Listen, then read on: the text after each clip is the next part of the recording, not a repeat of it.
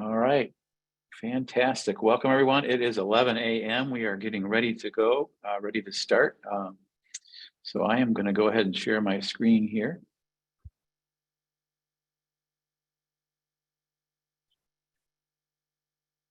All right, can you guys see the slides? All right, fantastic. We have 100 people on board right now. We had a little over 278 or so registered. So I want to welcome you. I am John Reurink, publisher of MIRS newsletter on behalf of Michigan Information Research Service, and my business partner, Kyle Melinn. Welcome. We are joined today by Adrian Hemond. John Sellek should be on here shortly. I might just jump real quick to the webinar page and see if he is online. Kyle, do you want to give him a text and see if he can click the join webinar button and join us?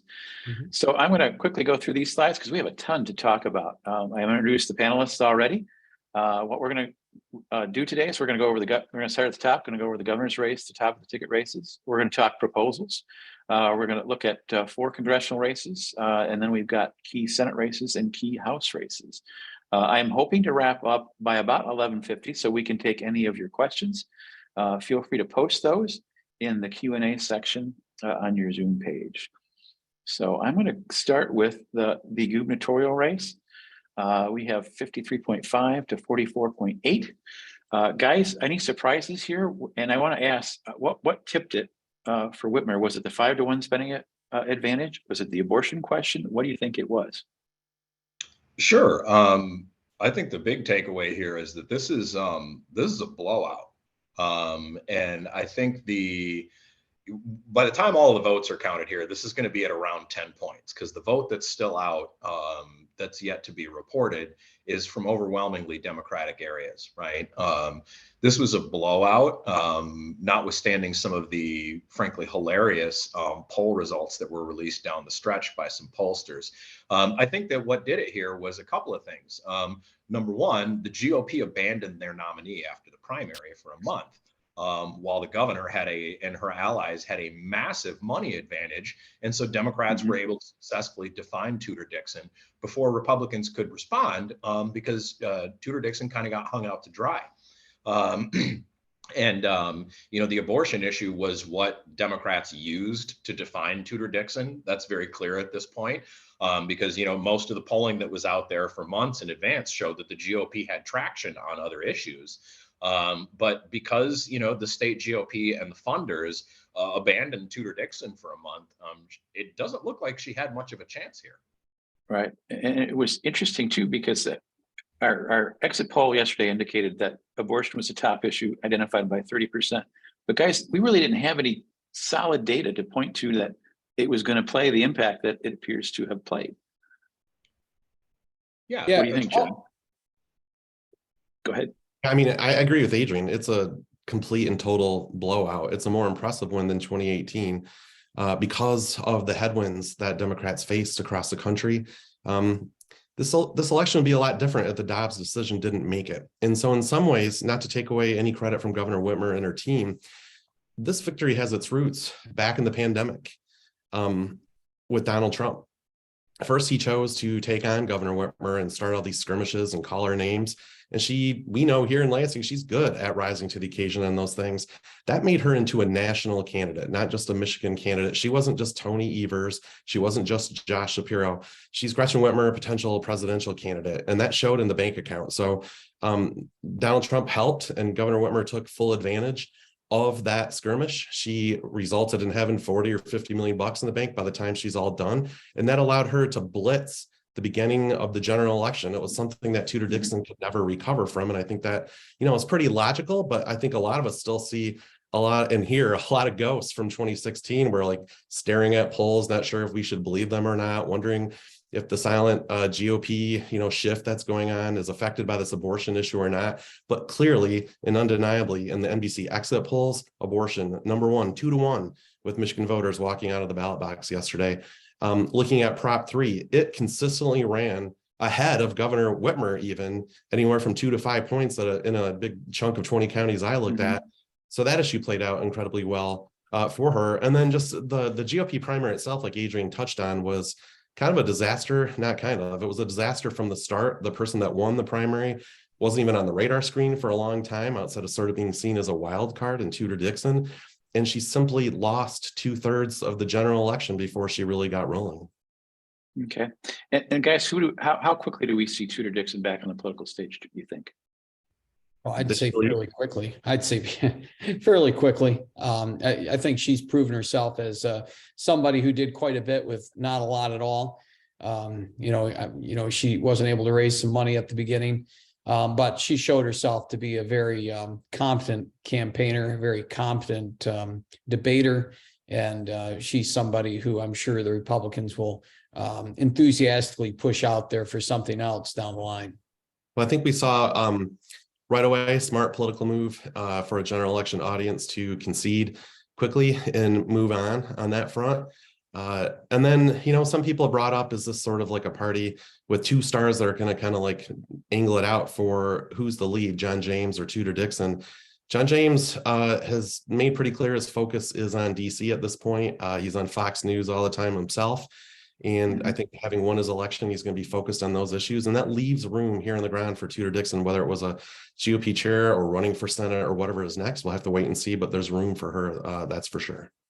I'm Tudor Dixon. I am outraged, right? I don't know that you will see her as a candidate for the Michigan GOP again, considering the way that she was treated by state party and the funders after she won that primary. The way that she was abandoned, the shoddy polling data that they were shoveling in front of her. Like, if I'm in that position, I feel exceptionally ill-treated, and I go off to make some money as a conservative media star instead of dealing with these people who screwed me over this year.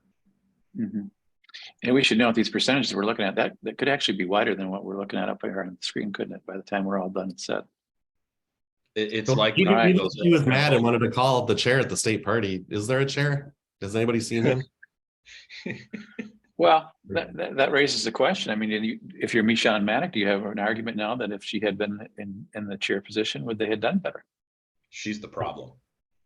No, they would have done worse because they wouldn't have been able to raise any money. I mean, the reason they were able to raise what they did, which wasn't much comparatively, was because Ron Weiser opened up his wallet and then was able to shake down some friends. But Meshawn Maddox repelled, by and large, the traditional Republican funders. And so if she were at the helm, I think it would be a lot harder for them to have raised a percentage of what they were able to raise this time around. Well, I think if you're watching, the problem wasn't the enthusiasm on the Trump side. I think the folks who supported Donald Trump came out anyway. And if it was just because of Matt DePerno or because of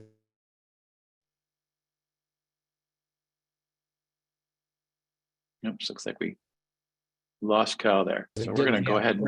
Adrian has a point that Tudor Dixon has the ability to still be a national presence on Fox News and other roles on the national party level. And we can't be surprised then as we move to our next slide.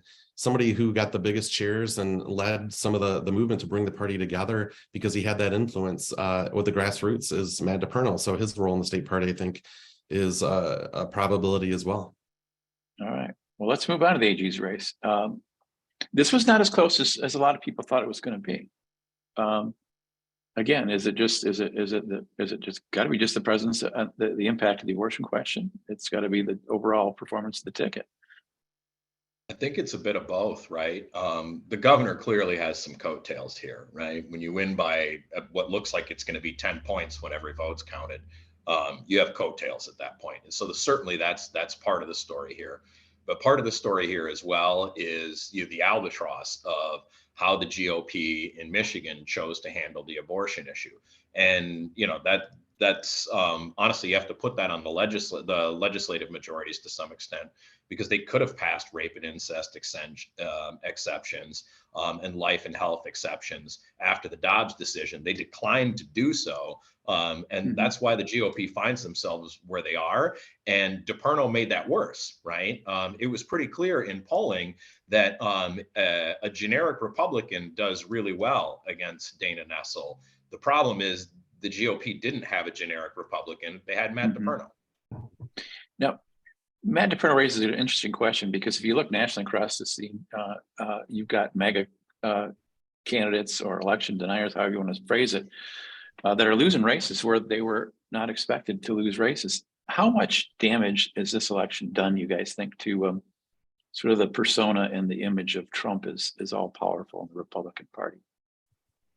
Well, when I sat down and started writing up my list of winners and losers, right now I've got Trump on the losers list. He's seen as the head of the GOP, certainly in Michigan. Things did not go awesome for his nominees overall. It's hard to misunderstand that. Like, I wrote this note card out this morning right now. I wrote under Donald J. Trump 2018, Whitmer and friends won, and 2020 Biden won. In 2022, it's a sweep. And if there was going to be an election that opened the door more widely for Ron DeSantis, I think it's how this one has gone. We'll see, but I think that's the case. Yeah, I 100% agree with that. I think this is the low point for the Michigan GOP, certainly in my lifetime, right? In terms of what the configuration of state government will look like, in terms of all of the election losses. Like, this is the worst night in the modern history of the Michigan GOP. And a lot of that is the former president's fault. Yeah, Kyle, it's been what, 40 years since the Democrats controlled everything? Well, yeah, 40 years since they won control of the state Senate. They won control back in 1982, and that was the last time. Yeah, Trump can't look very good here. You know, he sent out a kind of an election briefing memo to reporters yesterday, and he talked about all the money that he raised, and his PAC raised $350 million, and pumped that up as a pretty big number. And then you get down to the end and you see that he spent $1 million of it on Tudor Dixon and Matt DePerno. Like, he couldn't even give them each $1 million. He had to split the $1 million. So where is the rest of this money going? You know, and we've looked into this before. We know where the money's going to. It's going to pay his legal bills, and it's going to marketing. And that's where it's going. And folks are starting to catch on. And if they haven't, they really got to wake up and figure it out. Donald Trump has been bilking Republican grassroots people out of money for years and years and years just to pay for his own ego, and they don't seem to quite get it. And maybe they're going to get it now. I'm not quite sure, but he is not supporting candidates with the kind of largesse that they need in order to be competitive in this kind of Act Blue network that the Democrats have been able to exploit to huge advantages. He's not helping them. He's only hurting them. And you can look at his endorsements there. Just not only Tudor Dixon, but across the country, they, in competitive races, they didn't do all that well. And he's going to say, well, I had all these wins. Well, yeah, because he endorsed Bill Huizenga, and he endorsed people like John Molinar. I mean, people who weren't going to lose. Lisa McClain. I mean, yeah. So if you look at the numbers, it looks like he did great. Well, you know, if all you're going to do is endorse safe Republicans, your percentages are going to look pretty good. Mm-hmm. Yeah, you know, John, before we move on, just talking about the AG's race, I've worked for 2 attorneys general. The Attorney General's office does a ton of good things for the people of Michigan, no matter who the AG is. Everyone there is working super hard. The Attorney General worked super hard on the issues she believed in, whether you like them or not. But what we see here with both of these pictures on the screen is the real effect of where nominating these people by convention has gone. I think there does have to be some consideration among in the future, looking at what happens if we move to a primary system. That won't be very popular for me to say with some people.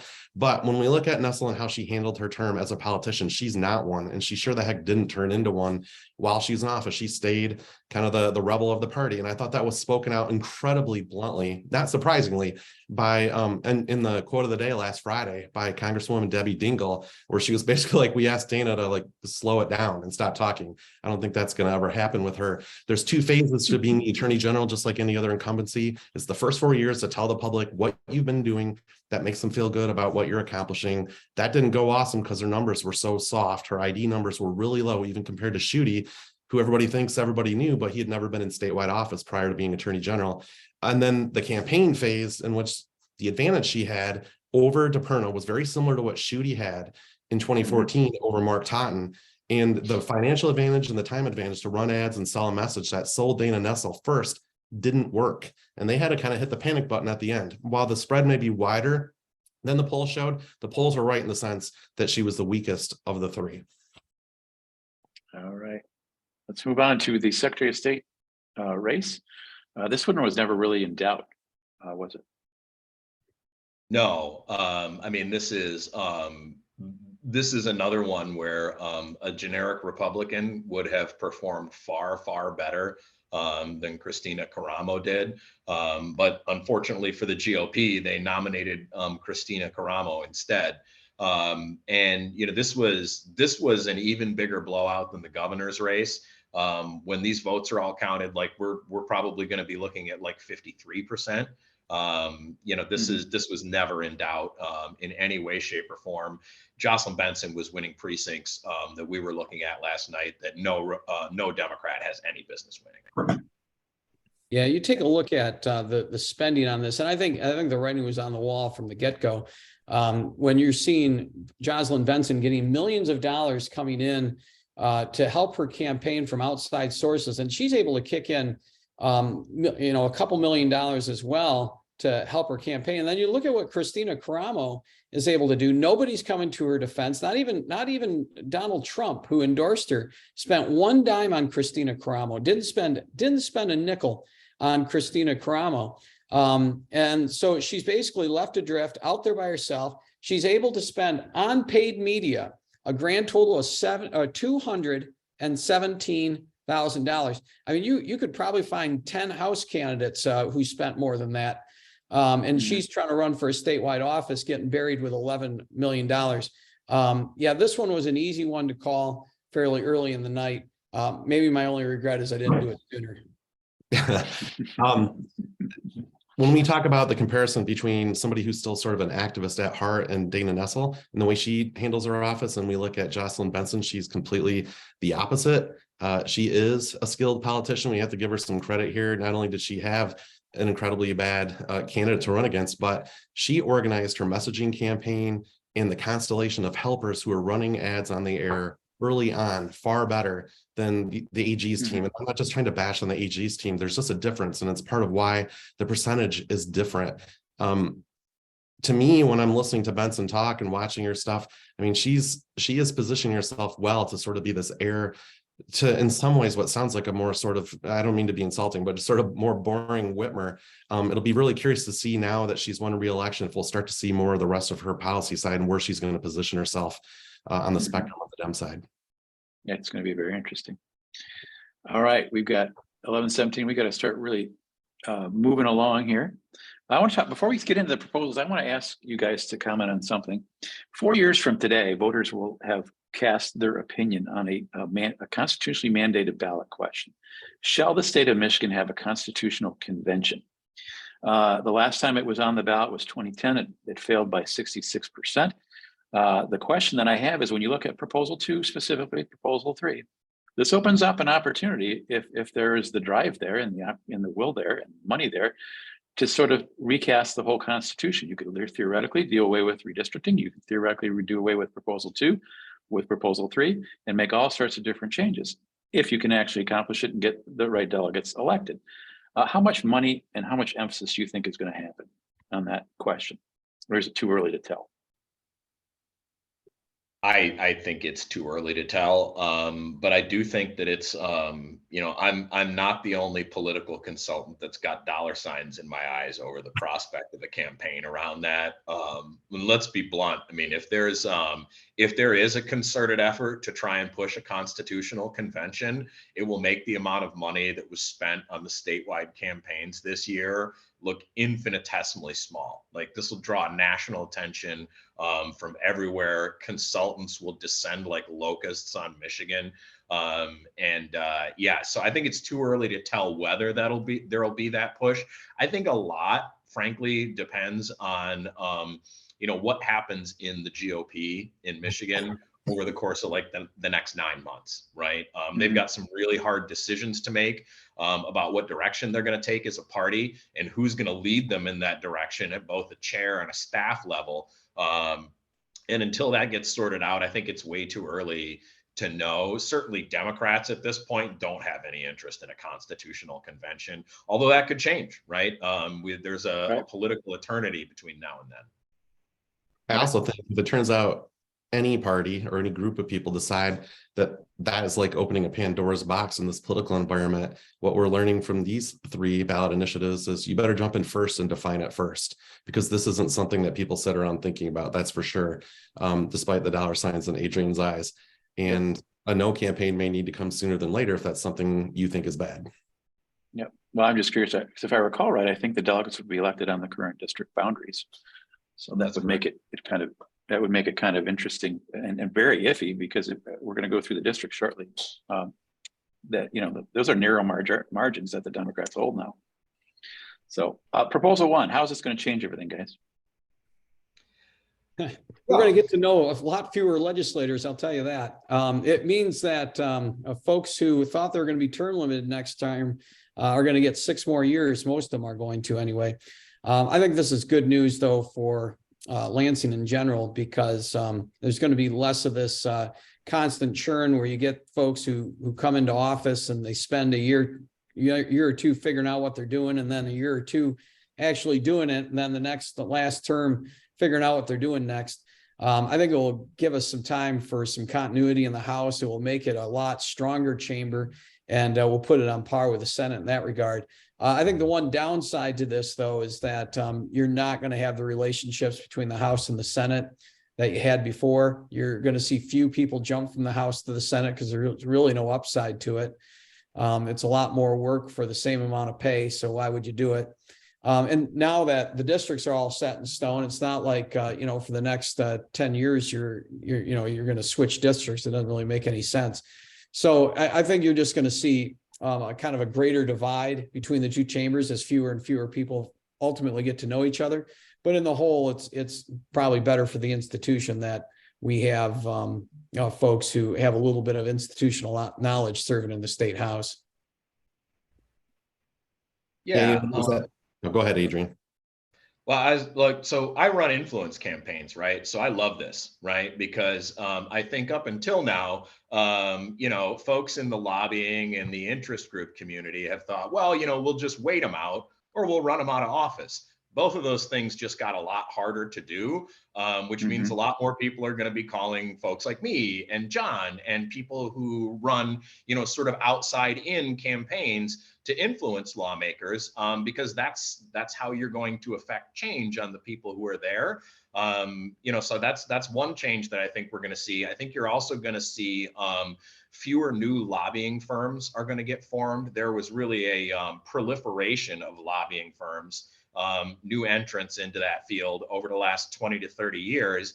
And I think you're going to see that slow down appreciably. It's going to be very good for the incumbent players in the lobbying space. Yep. I was going to say, we've got some multi-clients who are smiling right now as you're speaking. I bet. I'm sure that they are on this webinar. They're logged in right now. And Adrian and I want them to all call us to work on their next pressure campaign. That's right. They should absolutely call us. But in general, I do think that it's good for the incumbent players in the political marketplace, and I'm happy to be one of those. Yeah, all right. I think almost every reform that we're seeing passed right now and the results of what happened with the redistricting committee mean one thing: more money is being put into politics. You know, we'll get to Prop 2 that's going to put tons more money into politics. The redistricting commission and what they did to create all these 50-50 seats, bazillions more dollars, and most of it dark into that. And I think this Prop 1 will as well. I have a feeling we're going to see a breaking of the idea that you don't challenge an incumbent. I think the infrastructure and the mechanisms are all over the state to run campaigns all the time, and they're not going to suddenly pack up and go home. I think we're going to see more challenges in the primaries than we've ever seen before under this system. I also, on my list of winners and losers, Mike Duggan, Jace Bolger, Rich Studley, right at the top. Sometimes we say in this business, it's better to be lucky than good. They were both on this thing as far as the timing and getting it done. So hats off to them. Yep, and it was written right too. It had enough anti-politician sort of feel to it that it really was not much in doubt. Proposal 2, promote the vote. The assumption obvious in my mind is this is going to help the Democrats. How much does it help the Democrats? I mean, I think it probably does help Democrats a little. in some of the areas where it's frankly a little bit harder to vote. Like you're more likely to have to wait in line, that sort of thing. I think it helps Democrats at the margins there. I do think it's overall good for the state in terms of making it easier for people to vote, including in a lot of rural areas, frankly, in addition to some of the urban areas that Democrats typically rely on. So I think it makes a difference for people at the sort of economic margins, both in rural and in urban areas. As John sort of alluded to earlier, it's great for folks who work in and around elections, trying to influence election outcomes, because it is going to lead to a lot more money getting poured into the state. There are a lot of new tactics that have become possible in the operations of elections, super PAC work, 501c4 work, because this proposal passed. I'm really looking forward to it. All right. Anything else, or we're ready to go? Ready to go. I agree with Adrian. Let's go. All right, proposal 3, we pretty much hit that already.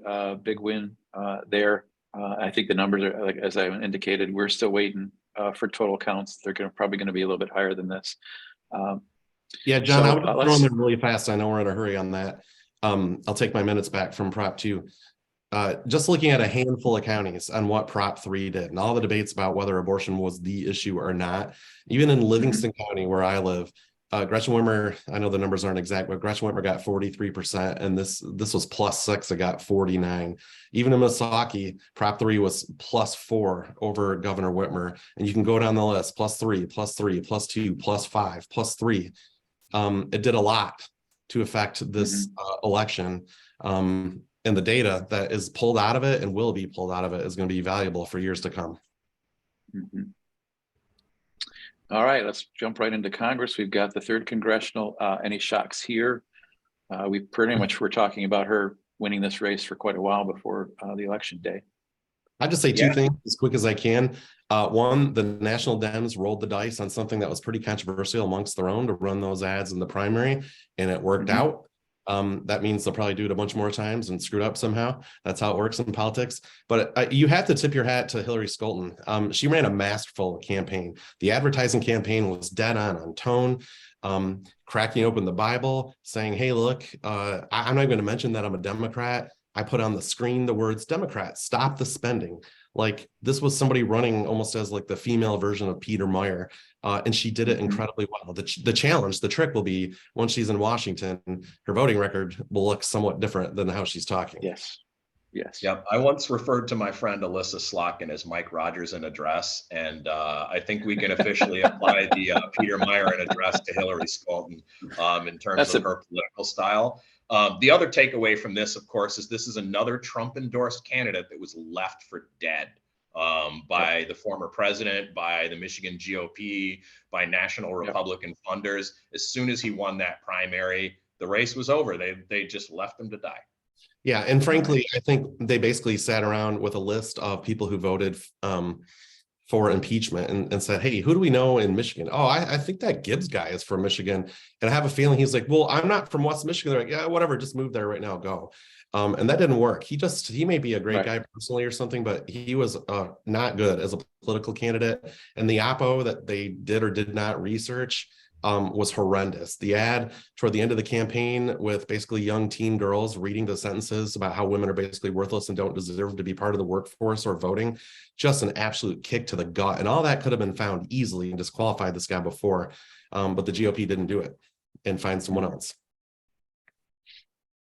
All right. With the pictures of Mike Rogers in a dress, I'm going to move along here. Alyssa Slotkin pulled this out.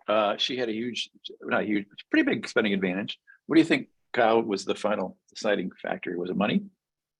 It could have been, but here's somebody who also ran a masterful campaign. John just mentioned Hillary Scholten, but Alyssa Slotkin likewise really shied away from running as a Democrat per se, and really running as somebody who's in the sensible middle, focusing on the things that people are by and large going to focus on. Number one being jobs in that GM plant that Tom Barrett voted against when he was voting against subsidies in the Michigan Senate.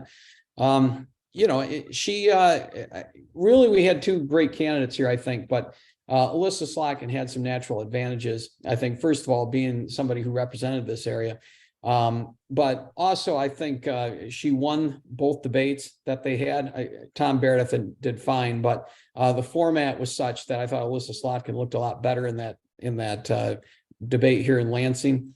And she had a boatload of money. I mean, I know that the Republicans put in a very nice sum to help Tom out, but nobody raised more money than Alyssa Slotkin. And so if you were going to try and outspend her, that wasn't going to work because you weren't going to do it. And, so you had to try and find another way. And Tom used this charm about as good as he could. But in the end, that wasn't enough. And he is really at his core very conservative. And he couldn't get away from that. I mean, he's super conservative on abortion. Only in the case of the life of a mother does he have an exception for it. And that's going to hurt you in this kind of district where it's 50-50. When you got Eaton County, Southern Clinton County, those areas aren't going to go for that. So in the end, and all that spending, she was going to have the advantage here. This race is a great example, in addition to the spending, of one of my sort of maxims around competitive races, right? Typically, the less ideological candidate, as the voters perceive them, is going to win. I like Tom a lot. He's a good guy, but he is a fairly, ideologically conservative person. And most voters, Republicans and Democrats, are simply not very ideological, right? And I think that Slotkin, to the point about her running a masterful campaign, that was one of the really smart things that she did, is position herself as not being especially ideological. And I think that paid dividends for her. Obviously, Prop 3 was a huge factor in this race as well, especially with Michigan State University. I mean, there were kids that were still in line to vote 2 hours after the polls closed last night. And those kids were all voting for Alyssa Slotkin and voting for Prop 3. Yeah, the spending is absolutely insane. I mean, I think those of us who live in the area, we know how much. It's raining mail pieces. There you go. Somebody made a lot of money, and it wasn't Adrian and I. Tom's early advertising campaign was awesome. The framing the family almost like a cartoon, not a cartoon series, but a sitcom series. It was really good at softening his message. He got absolutely obliterated. My kids couldn't do anything but complain that they couldn't watch YouTube without seeing that Tom Barrett was against all exceptions on abortion. So that was tough. I think the GM plant vote was tough. But in the end, where we have to credit Alyssa Slotkin is that the campaign that he's been running since 2018 and winning every time in a Trump district, like where I live, is the campaign that Gretchen Whitmer ran, and Hillary Skolten ran, and Dan Kildee ran, and Kevin Hertel ran. This nonpartisan problem solver, just trying to do the right thing, pretty nice, at least likable enough to get by. And the other guy is an extremist. She's been doing that for multiple terms, and it's worked. Yep. All right, let's move on to the 8th. Kildee had a scare here, didn't he? Yes, this district is trending the wrong way for Democrats, and I think will continue to do so. Democrats were very, very fortunate that they had an incumbent whose last name was Kildee in this district, who, the Kildee name is an institution in this media market, and that they had, a candidate that had essentially, come to the district to run. He ran against Slotkin last time. If Republicans had pulled a name brand recruit here, if NRCC had been able to keep John Molinar from moving a couple of miles to the west, they probably take this seat last night, even with as good of a night as Democrats had. If someone had press gang John's former boss, our former attorney general, into running for this seat, we probably see a change in control of this seat, even though Democrats had a great night. But this is another one where Republicans essentially lost this one at the filing deadline, and it didn't have to be that way. Yeah, I'll just mention real quick. I mean, Kildee had the negative of a record, not only his own, but his uncle, as a pro-union, rising up in the ranks, leadership, Nancy Pelosi connected person.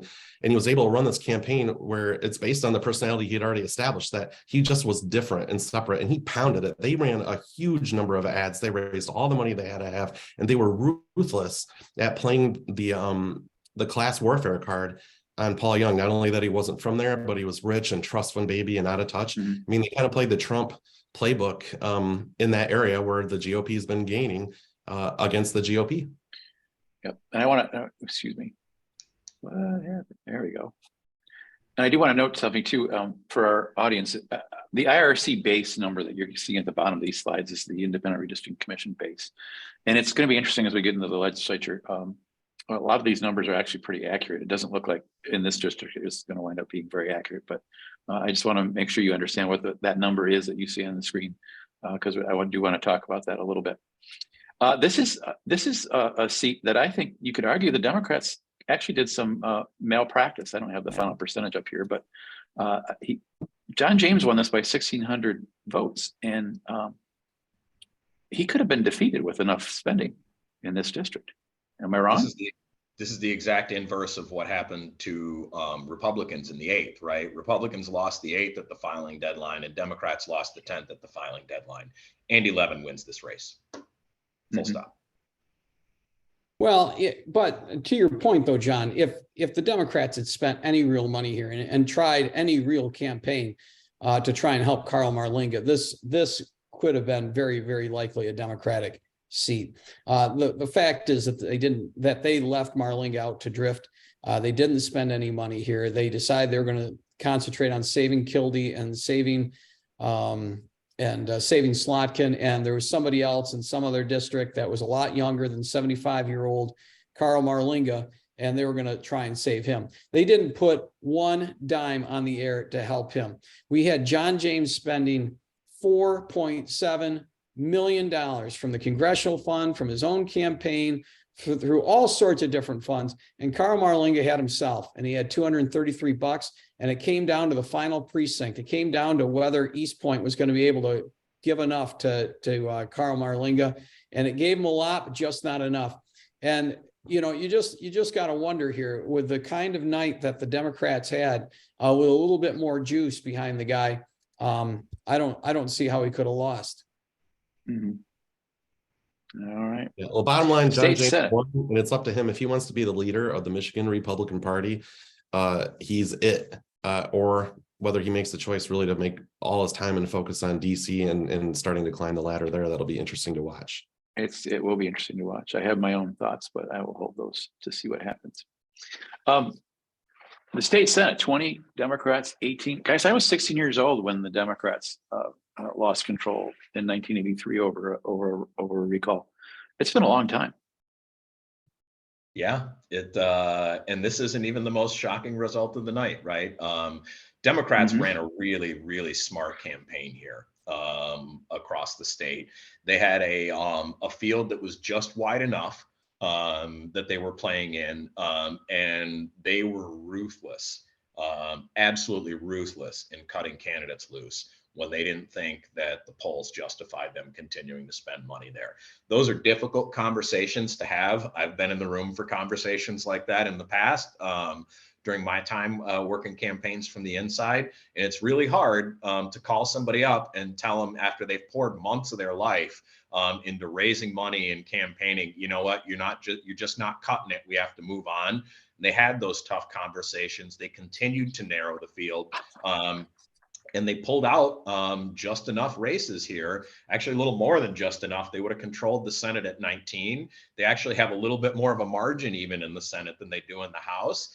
And this is, we sort of saw this coming with the work that the Redistricting Commission did, but this is world turned upside down stuff for folks who've worked in Michigan politics for the last few decades. Right. All right. I want to start moving through these slides pretty quickly. We've got about 12 more minutes before I'd like to be able to take questions. We'll see if we can make that or not, but we're going to give it a shot. This one kind of surprised me, but I guess it shouldn't have, because if you look at our IRC base, 53%, and guess what? The Democrat won by 53%. Anybody else surprised by this? Yeah, I was surprised by it, but considering that one of the key areas here was Bay County, Bay City in particular, and that's where Kristen McDonald Rivet is from. I mean, her husband's represented the area. She's represented on the Bay City Council. So it's not like she's unknown there. And so if there was somebody who could neutralize the field, it would be her. This was a particularly pretty rough campaign. You know, anytime you're facing the Glens in a political campaign, it's going to get really messy. But it seemed like for her part, Reurink tried to rise above the fray and make the commercials more about herself and what she was going to do with the district. And in the end, I think that did pay dividends. Yeah. Yeah, All right. and the audio early on in the campaign of Yeah. Annette Glenn, knowingly or unknowingly talking to somebody about her position on abortion, it was used in a television ad, and that's usually pretty painful to try to figure out how to do that, and they did it in a really effective way. I thought it was a really damaging ad. All right. The 30th Senate, Mark Huizenga won this. It is a 53.7% Republican base, but he narrowly won it. Is that the strength of LeGrand, or is the district different than what the commission thought? I think there's a few different things going on here. I think that the district is certainly trending towards Democrats. I think that Prop 3 helped LeGrand a lot here. You're going to see down ballot how well Democrats did in the House races here. That was powering a lot of this too. Democrats also spent a lot of money here, right? This was one of the seats that stayed on the board the entire time because LeGrand continued to be within the margin of error, right? So I think that this is one where they didn't quite make it. They had a pretty good recruit here in David LeGrand, super energetic. I think that, Huizenga was, they viewed as sort of a soft target as an incumbent, but Prop 3 is what made this as close as it was. Yeah, I think that the LeGrand and the Dems surprised the GOP to some extent. They blitzed to start with. They found that same Dem messaging campaign that he never really identified himself as a Republican. He was a small business person. The first time he was on TV talking about that, and he had a brew pub or a distillery or whatever it was. And I think the Huizenga campaign, to their credit, they were just running like what normally worked, how they won the Senate special in the first place. And they had to turn it up a notch and spend a lot of money here they probably didn't plan to spend, but the GOP is glad to have it. Yeah, I really think, though, that LeGrand also benefited from the fact that John Gibbs was the Republican nominee and Hillary Scholten was running ads all over the place. The House Republicans didn't really play here at all. And so, again, you saw a lot of Democratic commercials. What I saw was just kind of a boilerplate ad for all the House members. And that really left Huizenga kind of the last man standing, even though the district really kind of favored him and you thought that he should have won by more. Between that and LeGrand really working his tail off, that really made this, a 400 vote race or whatever it ended up being. Yeah, Kyle, you're totally right about that. If you think about the kind of like collapse of the GOP from the top down, Governor Whitmer again winning Kent County by a larger margin, even Scholten keep on going down all those House seats. I think you're totally right about that. All right, let's move on to the 12th Senate. This is one I think, Kyle, that it's fair to say surprised the MIRS newsroom a little bit. He was really barking uphill on this when you look at the district itself, but he did it. He did it. So. Again, I guess any comments on how Hertel did it? Was it all his campaigning and Proposal 3? Those were both huge factors. Kevin Hertel is objectively a higher quality candidate for this race than Pam Hornberger was. I think also you can't discount the fact that there was a sustained negative advertising campaign against Pam Hornberger that started in May and never stopped. That was kind of coming from all directions. Including some groups that had never done anything in Michigan before, in addition to all of the sort of traditional players here. This was sort of a total team effort. Prop 3 helped a lot here. Candidate quality helped a lot here. Also, having your brother be the Senate campaign chair probably doesn't hurt for keeping you on the list till the very end, especially when you're justifying it with work and poll numbers that are within the margin of error. Makes it easy to keep you on the list and keep the money spigot on. Yeah, I agree with Adrian on that front. Hertel definitely a good candidate. Also, let's not leave out, the legacy name in Southeast Michigan that's been there for a bazillion years. So he had that going for him. I spent the last Sunday watching NFL football with 4 different channels on. I live in Southeast Michigan. All I saw were negative ads on both of them, actually, but lots more on Hornberger. And they took a page out of the book the Dems did out of the Trump book with the kind of silly graphics. And it was polluter Pam and pedophile Pam, that level. I shouldn't laugh there, I guess. It looks like we had a little bit of audio issue coming out of John's thing. So I'm going to go ahead and move on. The 4th Senate district, Adrian, any surprises here? I mean, this was a pretty big demargin to begin with, and he clearly played right up to that number. Yeah, I mean, I there's not really much to add here. You know, Darren Camilleri performed at the base numbers. Houston James performed at the base numbers. Yeah, and that's basically it. Like there were some folks that thought that this would be on the board because they thought that downriver was trending towards Republicans, but this one performed basically chalk. All right. Anything else you guys want to add about the 4th? Trump is just if Donald Trump had been on the ballot, maybe this would have been a different deal. But Donald Trump wasn't on the ballot, and I think that's what they were really hoping for. Downriver does support Republicans, I think, when Trump is around, but they also got a bit of an independent streak, and Darren Camilleri knows how to touch that. He won his first House district in a very strong Republican year, so he's got a lot of experience on this front. I think they were really trying to get Democrats to. I've thought all along they were just trying to suck the Democrats into spending a bunch of money on Camilleri just so they could take it away from other districts. And if that was the goal, they succeeded in that front. But I don't know if I ever really thought Houston James was going to win this. Yeah, Camilleri ran, to their credit, he and the Dems, they ran a really good positive campaign. It was pretty intense, a lot of ads. But the GOP spent a ton here. And the second number of ads I would see out of the Hertel, besides the Hertel race, was this race. And the GOP went way harsh. They went on the hardest edged angle of the Dixon policy agenda on trans issues and all that stuff. And it still didn't work in a downriver area like that that went Trump. All right. The 11th, this one was the last one to come in, and it gave the Senate their 20th seat. I guess what surprised you guys here? Nothing. I mean, this was a tough row to hoe for the incumbent senator, right? And he didn't do anything wrong per se. The only thing he did wrong was get redistricted into the city of Detroit, right? And that the change in his district is reflected in the numbers on election day. If anything, he slightly outperformed the base numbers a little bit. But the redistricting commission essentially defeated Senator McDonald. Yeah, and Kleinfeld's a quality candidate too. I mean, I looked at all the commercials. I don't know if they really hit her on a good negative, to be honest. And she had some great positive ads to start with in this race too, talking about her getting into public office and holding people accountable and being the watchdog and, running that nonpartisan kind of stuff. I thought she sounded really convincing, and it really made her hard, I thought, to attack with credibility.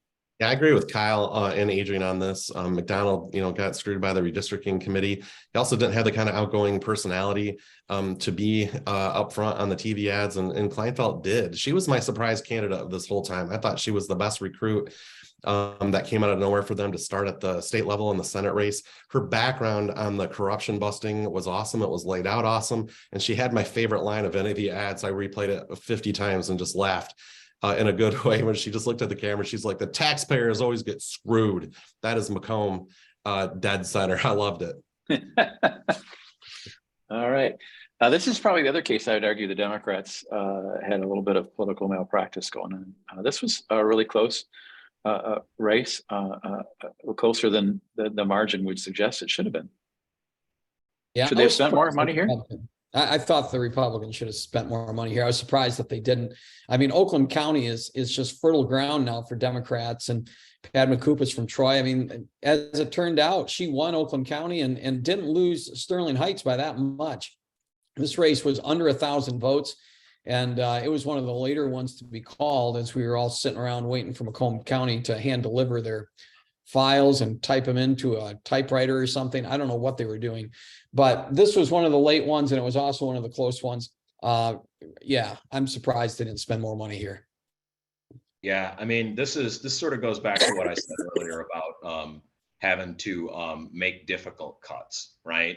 Could the Democrats potentially have won this seat if they'd allocated resources here instead of to Kevin Hertel or to Kleinfeld or to Kristen Rivet? Yeah, they potentially could have. But then you take one of those other seats off the board, right? And despite the fantastical sums of money they raised and the pretty large financial advantage they had over Senate Republicans, you do still have to make tough budgetary choices. And unfortunately for Representative Krupa, she was one of the ones that got cut. She was one of the last ones to get cut, but she did in fact get cut.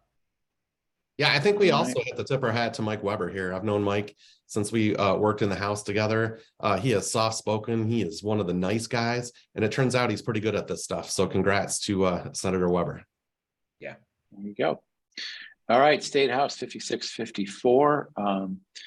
We know when we started talking earlier this year, the pundits gave the Senate or the Senate D's the best chance of taking control of the chamber.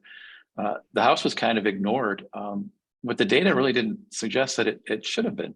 If you looked at the analysis we had target insight to, the 2018 vote run through the precincts allocated in the new redistricting plan would have given the Democrats 59 seats. So I guess, should we have been surprised? Did we ignore the House too long here, guys?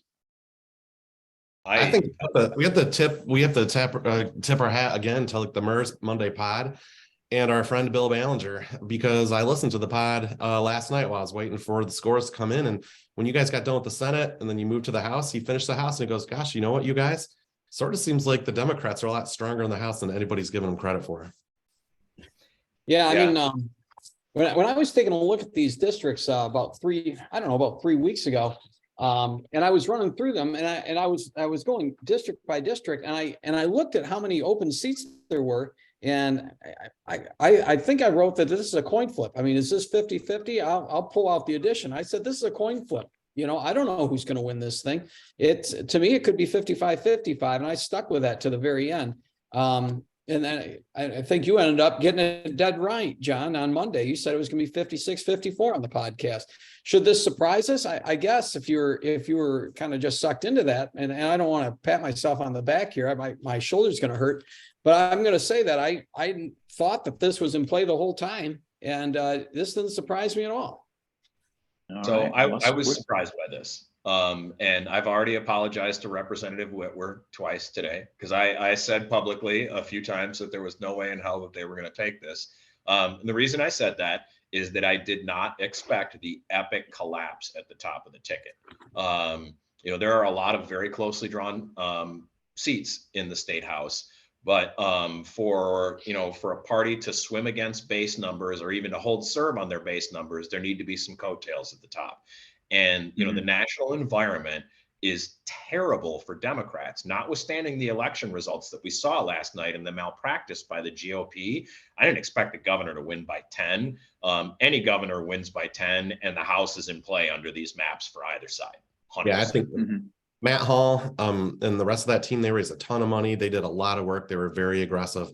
But when you're not even picking off your state board of education seats, that tells you what kind of noise they were up against. And it hurt. I mean, they only split downriver. They kind of split Oakland, but they lost, places up north where they should have. You look at like Marquette, where a lot of people are starting to feel like the GOP had that wrapped up, and Governor Whitmer, I guess on my numbers right now, got 60% in Marquette County.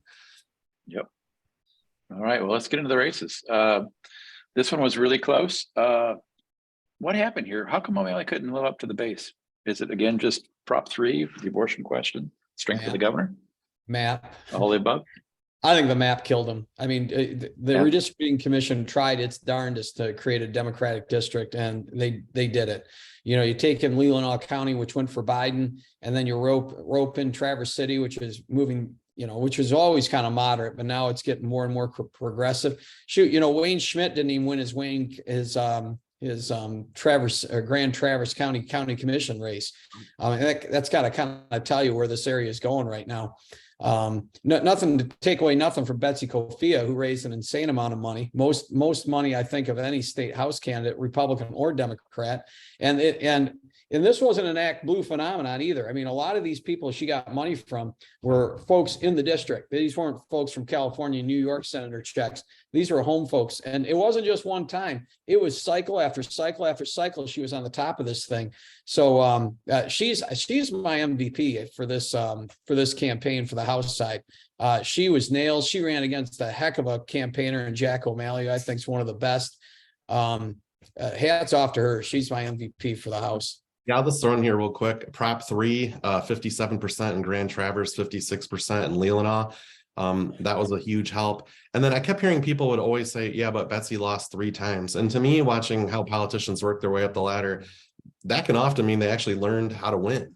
And that appears to be the case here too. All right. 109th. This one was not much in question. That's the only UP safe Democrat district, right? Well, Anybody else want anything, or I'm going to move along? No. All right. 54th. Any surprises here? No. well, I thought this was going to boil down to, did Orion Township or did Bloomfield Hills turn out more? I thought this was going to turn into more of a turnout battle. I thought Bloomfield Hills was going to actually have more oomph, but Donnie Steele's a good candidate. I know that the Republicans were really excited to have her. So maybe I shouldn't have been, but I was surprised on this one. All right. 58th. This one hung around with this. Any surprises here? Nope.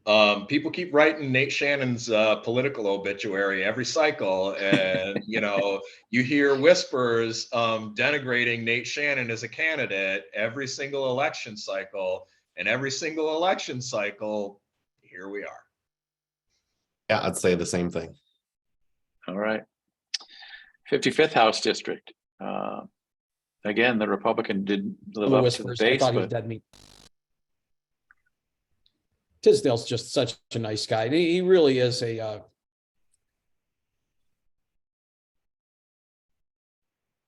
he really is a moderate. I mean, when it comes to the community there, just a nice guy, sings in the church. You really can't say anything bad about Mark Tisdale and be serious about it. So this was going to be hard, I thought, for the Democrats. anything else? All right, moving on to the 38th. Is this just quality of candidate? This is the district. In some regard, this is the district, because again, the redistricting commission was trying its best to say, how can we draw a Democratic seat? And this is how you do it. You draw a line right along the coast of Lake Michigan and get all the Chicago, Chicago suburbanites up there, and rope them all into a district and see what happens. And I thought they were both good candidates, and I think this is a creation of the map, though. Yeah, it is the only gerrymandered district, or not the only, but the most gerrymandered looking district that commission created, I think. Yeah, without a doubt. This one in SD12, but it's worth noting Democrats did really, really well in Lakeshore districts, right? Mm-hmm. Whether that was Betsy Kafia or Joey Andrews or Kevin Hertel, water is the Democrats' friend. All right. And this is our final House district. This is one of my favorite areas to go fishing in the spring. But that's another topic. Any surprises here with churches? She struck me messaging wise as way more upbeat, aggressive. She got a lot of support. A lot of people are excited to be around her. She must be a popular person. And then the one television ad I watched at home from the Howie campaign was just a guy going, Jamie Churches, bad for this. Jamie Churches, bad for that. She's bad. I just left me scratching my head. One of the weirdest ads I've seen this year.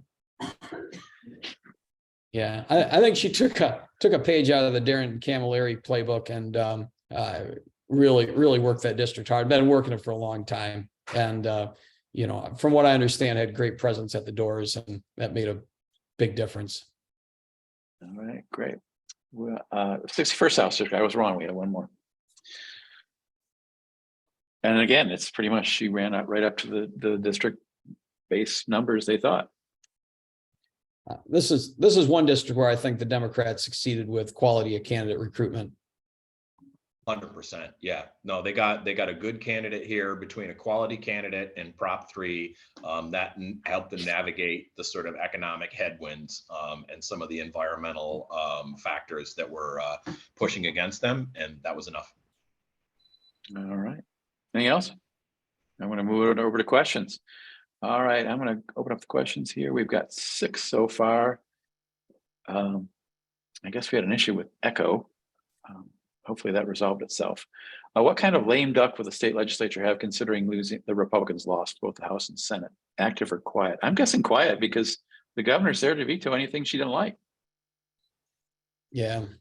All of a sudden, yeah, the governor has all sorts of leverage now. I mean, she can rain on all their parades. And she doesn't have to bargain at all because she can just wait them out. You know, the Republicans are going to want to spend some money on their way out the door, I'm sure. But we'll see what the governor's asking price is. And she doesn't like it. She doesn't have to spend anything. So this could be a pretty quiet duck. Right. But maybe where we could see some action is simply if there are issues the governor wants to get done on the way out the door, and Joe Tate and Winnie Brinks don't want to deal with them next year. It's a way to clean the decks. Yep. All right. What's next for Peter Meyer, by the way? Do we see him again? You heard it here first. Peter Meyer is going to be the next governor. Really? You waited until now to say that? It's 12 o'clock or it's 1 o'clock, whatever time it is. 12 o'clock. If Republicans have gotten a lick of sense, right, they will go fish that man out and start his campaign for governor tomorrow. Okay. All right. It appears that the Dems took control of the House and Senate. They did. What's your take on that? I think we covered that, didn't we? Yeah. And apparently I had the wrong winner in the 38th House district. I apologize for that. And I think that pretty much covers our questions. I want to thank you guys. I thought this went really well. We had at one point 200 people on the line. Wow. And I want to thank all of our attendees for joining us. Any parting shots from our boldly, baldly bipartisan team of I think John, I took enough Sellek. shots. You think you took enough shots? Well, I don't know. I think Kyle might get some hate mail too from some of his comments about Trump, but we'll see. Whatever. It's going to be different walking into the Senate chambers and walking to the left side and the media all being gathered there. They're going to have to do some renovations there. They've pretty much made a permanent, equipment over there that they're going to have to move for us, I think. I think you're right. It's been a long time that we sat on the right side. So anyways, with that, we're going to bring it to a close. I want to thank everybody again and have a great day. And I guess keep tuning into MIRS. We're going to keep updating the numbers throughout, and we'll probably have the final numbers sometime in the next 24 hours, I suspect. With that, everybody have a great day, and we'll talk to you later. See ya. Bye-bye.